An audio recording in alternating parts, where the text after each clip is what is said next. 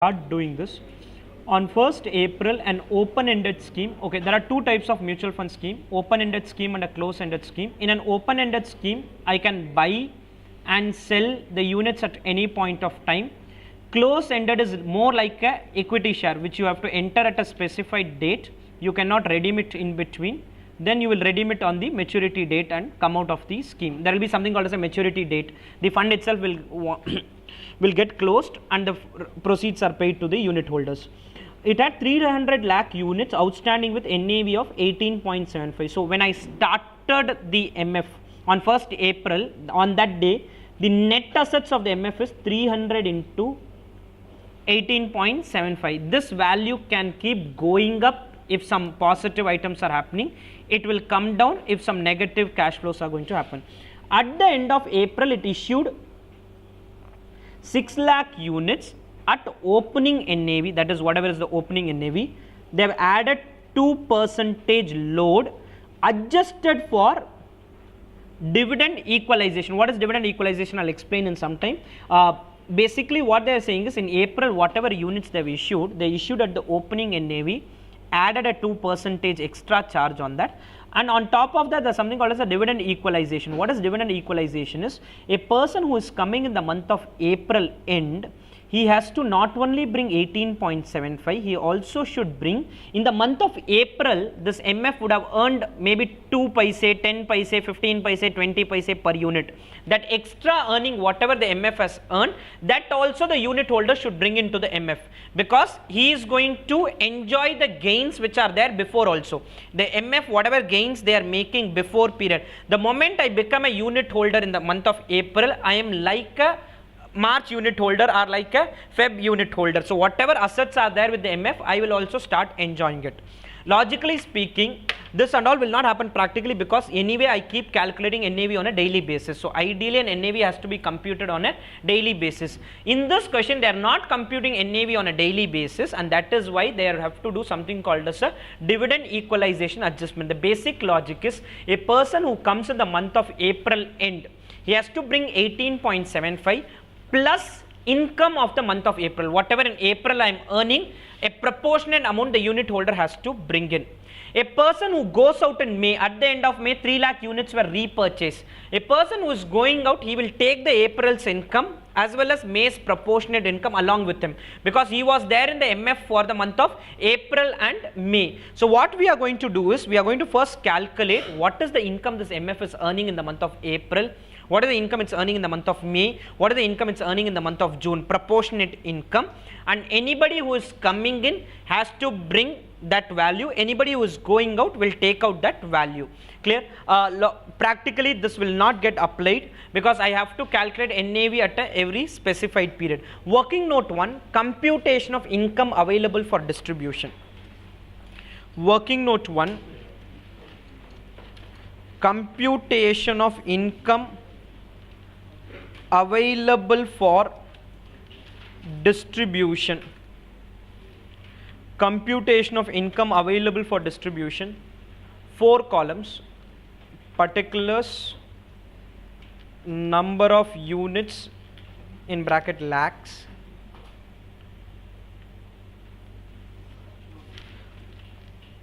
per unit amount in bracket lakhs. Particulars, number of units, per unit. Per unit alone is a normal number, others number of units and amount will be in lakhs.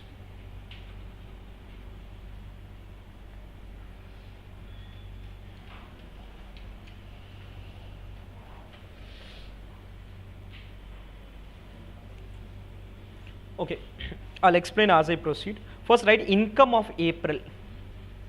Income of April. Income of April 22.95. Income of April 22.95. They have given the income for every, in respect of April June quarter. Ideally, this portfolio value appreciation also they should have split and given how much is in April, how much is in May, how much is in June, so that I kind of recover that money also from the person who is coming into the MF. Income of April is 22.95. Now listen, this 22.95 lakh will be shared by 300 lakh unit holders, because at the beginning of April there are only 300 lakh people. What happened is, at the end of April I have issued extra 6 lakh units. Wait for some time. So this will be enjoyed by 300 lakh people, and the per unit is 0.0765. Listen for some time. Add receipt from unit holders. Now in the month of April somebody wants to buy the units. What we are going to tell him is, you have to pay 0.0765 per unit as a dividend equalization, and on top of that pay that 2%, whatever the amount I have given, 18.75 plus 2%. So this person, when he's coming in, he will come with extra 7 paise per unit. This 7 paise per unit is to equalize the dividend. The problem is, what will happen? Listen for some time.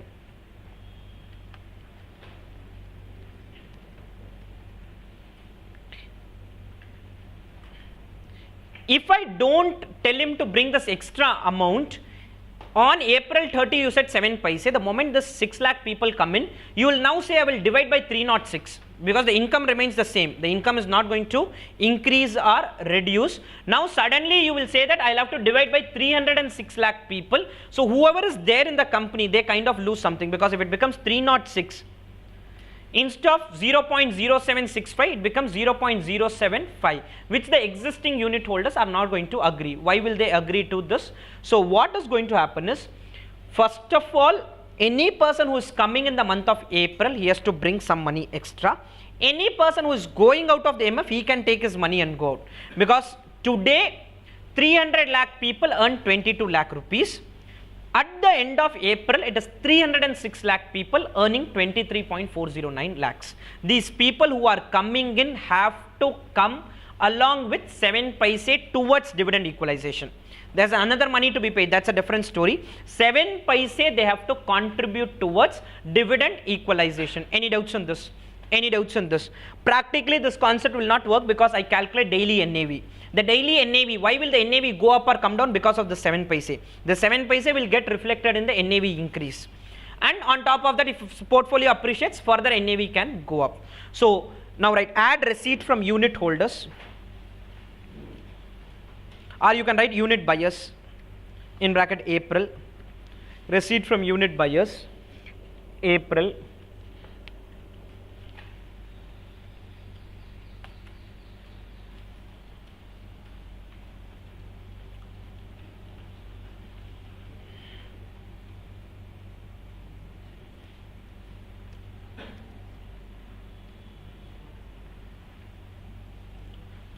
$300 lakh people earn 22 lakh rupees. 6 lakh people are coming into the MF. They have to come with 45,900 rupees. These people have to bring in this money.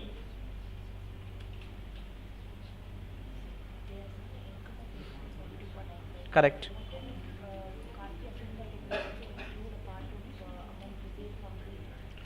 No. So the point is, they have explicitly mentioned adjusted for dividend equalization.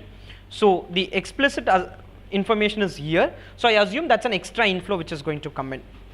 You want to take an alternate assumption, can be taken, but this is more logical. 22.95 being earned by 300 lakh people. Okay, now listen. Income of, any doubts till now? Any doubts till now?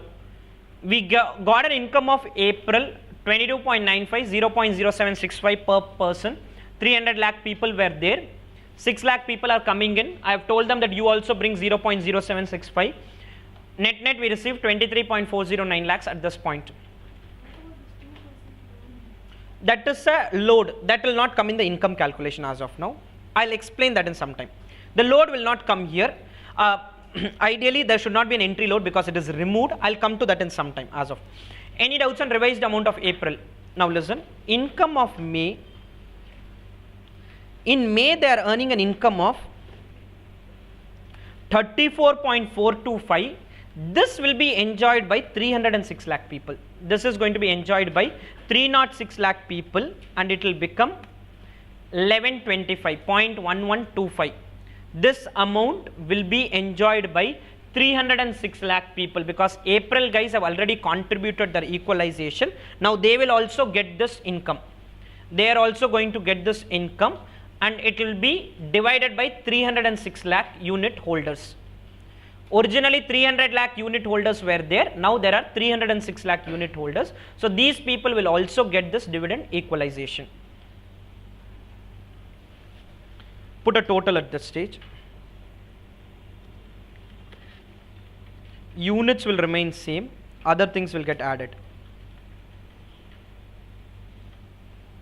Units will remain same. Other things will get added.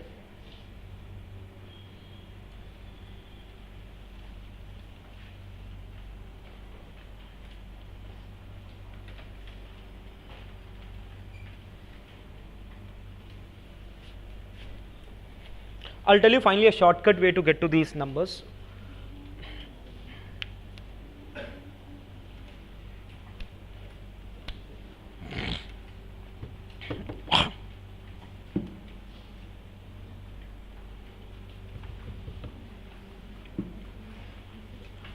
Any doubts on the total amount? Now listen.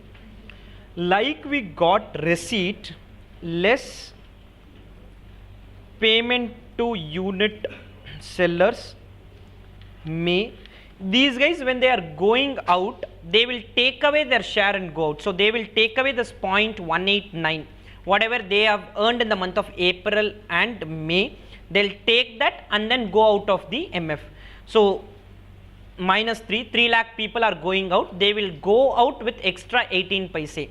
They'll get their whatever 18.75, on top of that they'll get this extra 18 paise and then go out of the MF. Extra 18 paise and then they go out of the MF.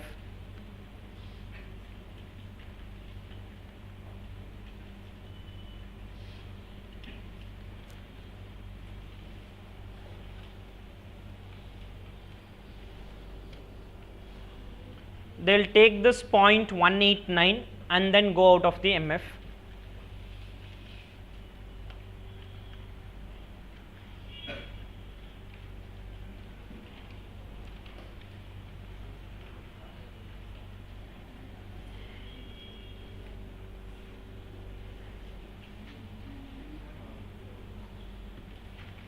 They'll take this 0.189 and then go out of the MF. It's a little not a normal problem, it's a little tricky because some of these parts are not practically prevalent. We get the revised amount of May. Any doubts on this? Any doubts on this? Then income of June. This will be distributed to 303 lakh unit holders. Income of June.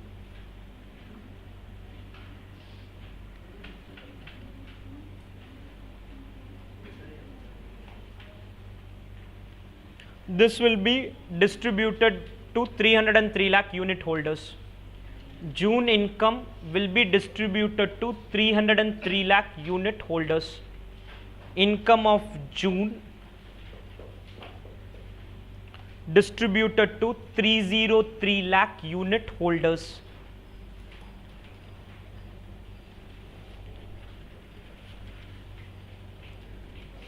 Any doubts on this? No purchase, no redemption. You add all this and call it as income available for distribution.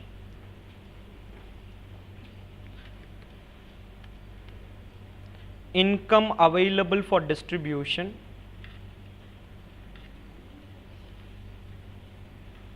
The MF can declare, they can even declare 102 lakh rupees as dividend. This much is the income which is available for distribution. I'll tell you a short way of getting this 102.717. That's the number they want. How that 102.717 has come in a minute. Income available for distribution is 102.717. Now in this I can declare entire amount if I wish to. I can declare a part of the amount if I wish to. Whatever the company decides to do, they can end up declaring that. The available for distribution portion is 102 lakhs. They can declare the entire 102 lakhs if they wish to. Somewhere some percentage is given. What percentage is that declaring? 70% is distributed. This I will need when I have to calculate the NAV. As of now, let's not worry about it. Income available for distribution is 102.717 lakhs. This will be used to compute NAV later on. Any doubts till now? Now, the quicker and the short way of getting the answer to this is, April income is divided by 300 people. 300 people were there at the beginning of April. May income is divided by 306 lakh people. 22.95 divided by 300 is 0.0765. 34.25 divided by 306 is 0.1125. And 45 this is distributed to 303 lakh people. The first one is divided by 300 lakh people. The second one is divided by 306 lakh people. Third one is divided by 303 people. The total of this will be 0.3390, and income available for distribution is this into 303. The income available for distribution is this number into 303 lakh unit holders which are there at the end of the year. In the first month, the dividend equalization is 7 paise. Second month, it's 11 paise. Third month, it is 15 paise. So first one I divide by 300 lakh. The second one I divide by 306 lakh. Third one I divide by 303 lakh. All put together is the income available for distribution at a per unit level. Income available for distribution at a per unit level. So that's the income available for distribution. That into 303 lakh people who are there in the MF. In the MF, 303 lakh people are there at the end of the year. So that into 303 will give you the income available for distribution. Any doubts on this? Any doubts? Can we proceed now? Okay. Balance parts are fairly simple. Issue price at the end of April. Any doubts on the income available for distribution? We have done the detailed way. This is the shorter way of getting an answer. Divided by 300, divided by 306, divided by 303. That's the per unit income for different months. You add it, you get 34 paise broadly. Into 303, you will get the income available for distribution till the June quarter, for April to June quarter. Any doubts on this? Can we? Okay, now listen. Issue price at the end of April. At the end of April, it issued 6 lakh units at opening NAV plus 2% adjusted for dividend equalization. Ideally, the issue price will be the April NAV. They have given some formula. They have said opening NAV plus 2% plus dividend equalization. What will be the dividend equalization amount? Point per unit at a per unit price. 0.0765. That is at a per unit level. We are doing all the calculation at a per unit level. Issue price basically refers to price per unit. Any doubts on the first part? The first part is the most critical. If that is clear, I proceed to the second and third. That's broadly a simpler one. Any doubts on the first part? Any doubts? Which one? So the logic is, I keep getting income in every month. The rule is whatever I get in April will be divided by unit holders who were there at the beginning of April. So at the beginning of April, I had only 300 lakh unit holders. So technically, I will have per unit dividend or income as 7 paise, 0.0765. In the month of May, I have 306 lakh people because 6 lakh people got added. In the month of June, 3 lakh people went out, so I have 303 lakh people. So all put together, they earn 33 paise. This into the ending units is called as the income available for distribution. Now, whatever you are seeing here, no receipt from unit buyer and payment to unit seller, technically it will get factored in somewhere. When I am doing the analysis, you will understand it now. I'll now explain the issue price. Now listen, issue price is equal to opening NAV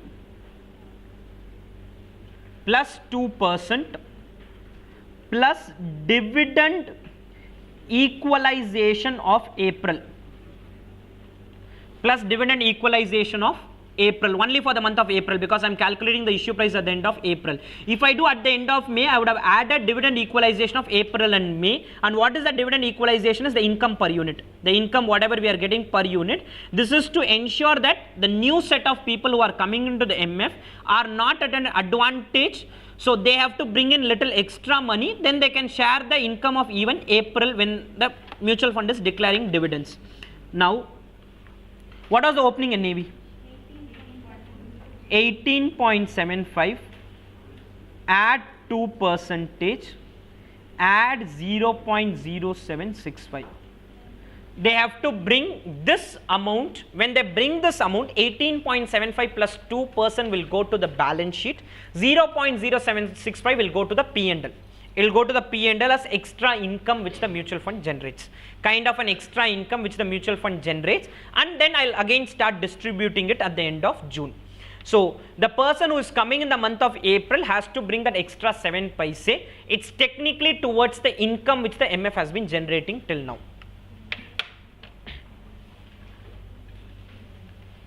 Whatever I'm explaining, practically none of them happens. None of these are going to happen. It's NAV which is computed on a daily basis, and on that NAV you do the units allotment or units redemption.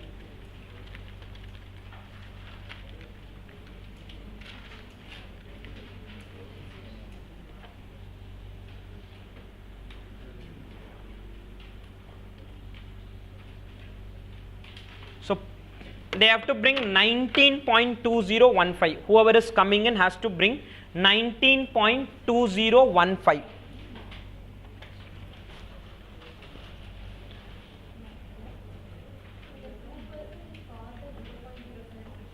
Which one? 2% is?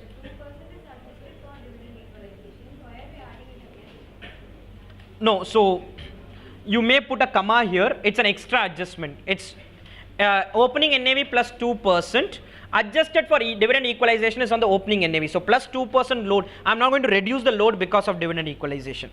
So maybe the wordings is a little different. It's opening NAV plus 2% plus dividend equalization.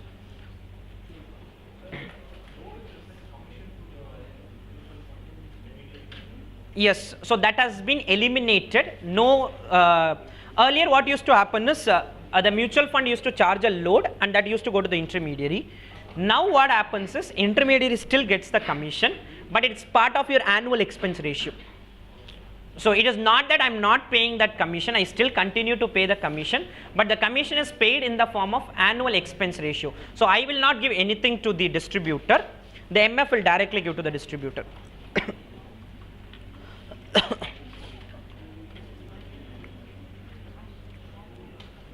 Any doubts on the issue price? Clear? Can we proceed? Then repurchase price. Repurchase price for May.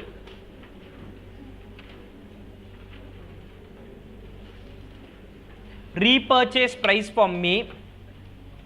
This is a little different from the normal problems which we have seen. So if you have a doubt, let me know, I'll clarify them. Some parts I can explain, some parts logic is not there, so you will have to work with whatever it is. Issue price we have understood. Now coming to the repurchase price, it is opening NAV less 2% exit load. Opening NAV less 2% exit load adjusted for dividend equalization. Whatever makes sense to you, try doing that way. Opening NAV less, opening NAV is opening 18.75, okay? Opening NAV less 2% exit load adjusted for dividend equalization of April and May. Adjusted for dividend equalization of April and May. Most probably you will make a mistake. Try doing it. I'll explain it in some time. Most probably there's a possible mistake you will do. Opening NAV less 2% exit load adjusted for dividend equalization. Dividend equalization is of April and May. I have to pay out this money. I'm going to give this money to the unit holders now. I will give this money to the unit holders now. Opening NAV less 2% exit load. No, you tell me how are you calculating it. I'm not sure on the answer. Opening NAV? Read it carefully, read it carefully.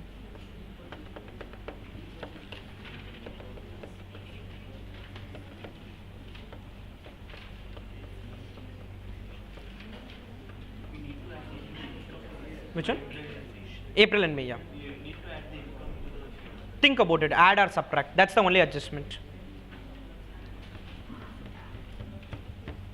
Whatever, you do it, I'll explain.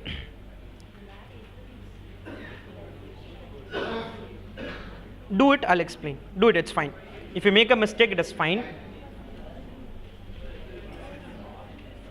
It is opening NAV less 2% exit load adjusted for dividend equalization. I'm not sure on the answer, just give me some time. Opening NAV less 2% exit load adjusted for dividend equalization.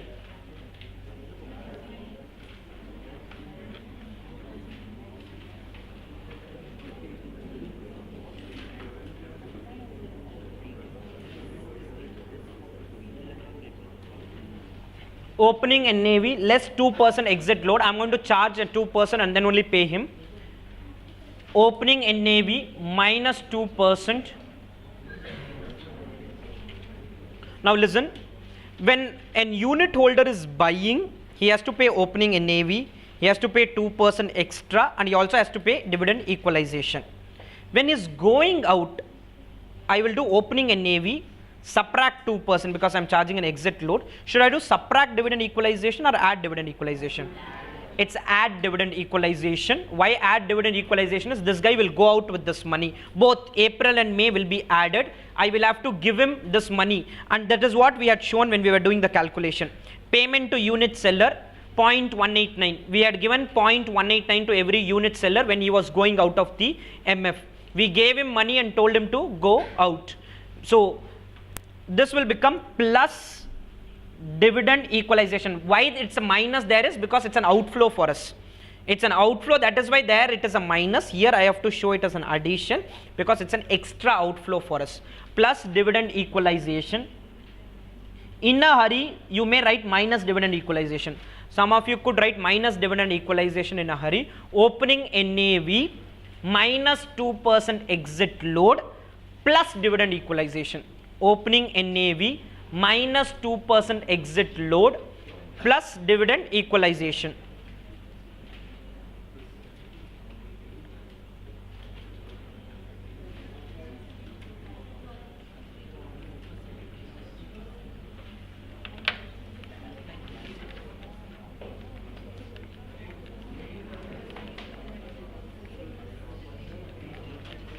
You get how much? 18 point. Friends, please, let's quickly complete this. 18.564 per unit. You're adjusting for dividend equalization. When you do an adjustment for dividend equalization, please, when you do an adjustment for dividend equalization, I am adding the dividend equalization at both the places because person who is coming in has to bring extra. Person who is going out has to take that extra and go out. Any doubts on this? Any doubts on this? Clear? Okay, done. Now comes the last part, which is calculating the NAV as on 30th June. Calculating the NAV as on 30th June. There are multiple ways of calculating the NAV. The easier way of calculating is following problem number 1. Whatever we did in problem number 1, we are going to do the same way. We will track any inflow and we will track any outflow. We will also track any appreciation. We will also track any depreciation and calculate the NAV. Any doubts? We had done in problem number 1. In problem number 1, we had started with opening assets. This is what we are going to do. March net worth, less expenses, add income, whatever is there in the question. You try to add, subtract everything and then get to the today's net worth, number of units and NAV. The same logic we are going to follow in this question. Any other way of doing will lead to a little bit of confusion here and there. You may get confused in between. So let's do it that way. Now write calculation of NAV. Calculation of NAV as on June 30. Particulars calculation amount. Particulars calculation amount.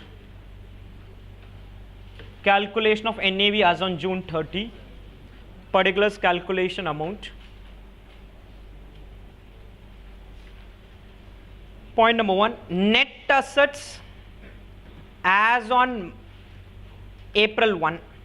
Net assets as on April 1, amount in lakhs. Net assets as on April 1.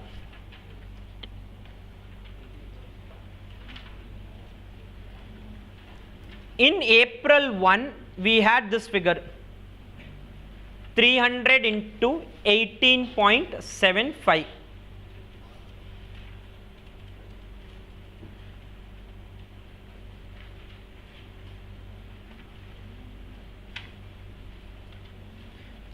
into 18.75.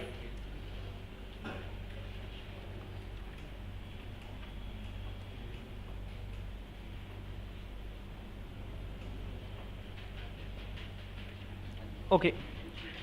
Now, can you tell me, there are two items which will lead to wealth increase in the month of April. There are two items which will lead to wealth increase. What are those two items?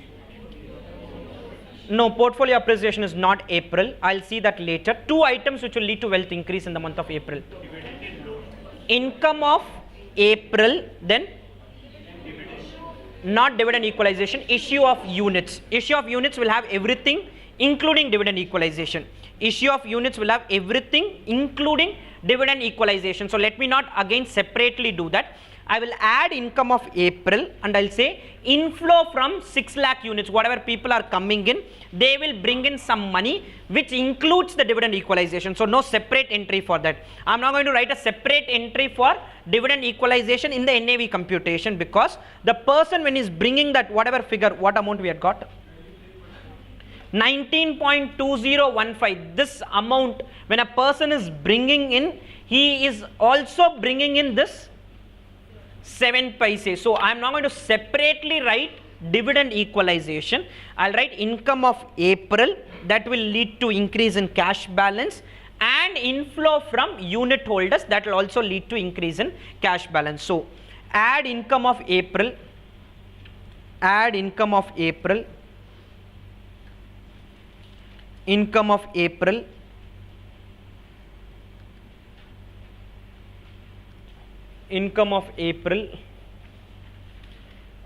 Dividend equalization, I am not bothered about it in this place because it's already auto added at some place. We are anyway adding it. Inflow from unit buyers. Inflow from unit buyers.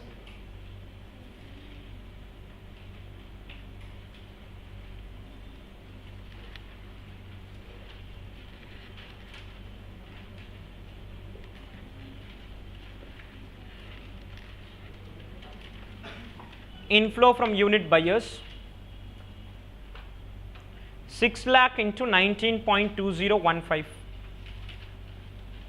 In fact, that income available for distribution I wouldn't have computed if the question had not asked, except for one more item. For one more reason I'll calculate. You'll learn that in some time. Otherwise, that income available for distribution is of no use to the question.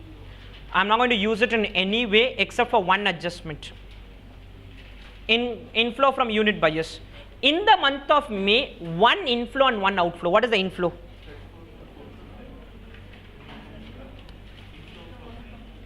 In the month of May, one positive item and one negative item. What is the positive item? Income of May. Add income of May. Income of May. That's an inflow item. Less payment to unit sellers. Payment to unit sellers.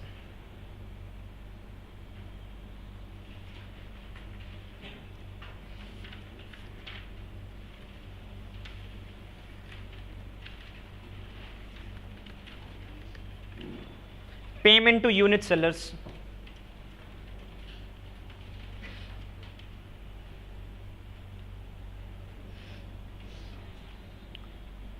Payment to unit sellers, 55.692 lakhs. I'm paying it out.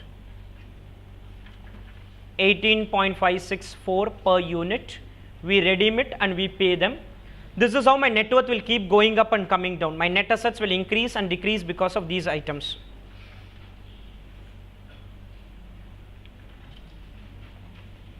Any doubts on this? Add income of June. Income of June.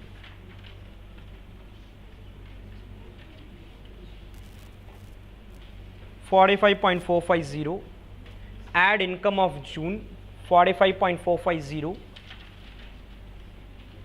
Add income of June.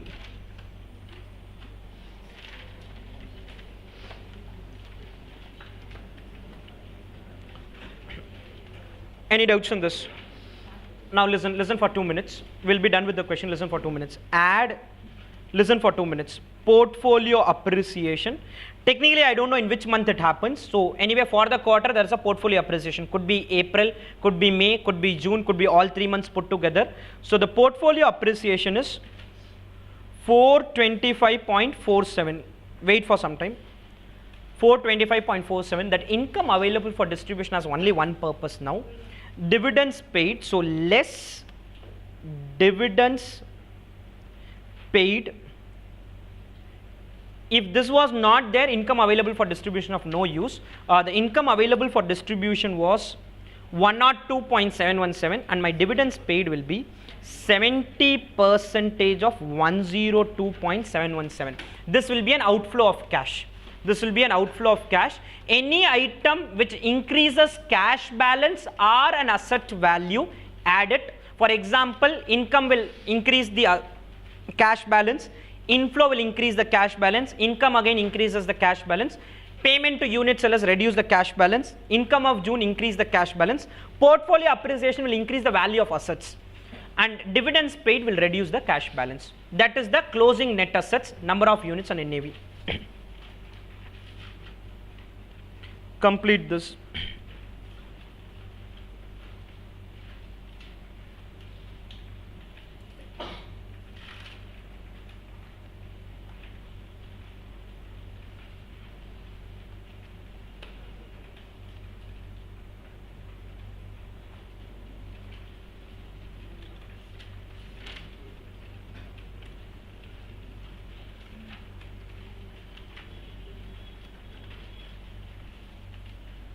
Ideally, this has to be computed on a daily basis, but in this problem, it's not done that way.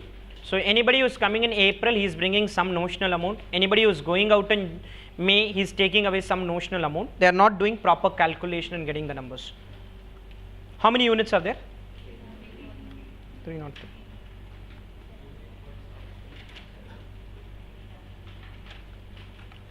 Complete this. With that, we'll end today's session.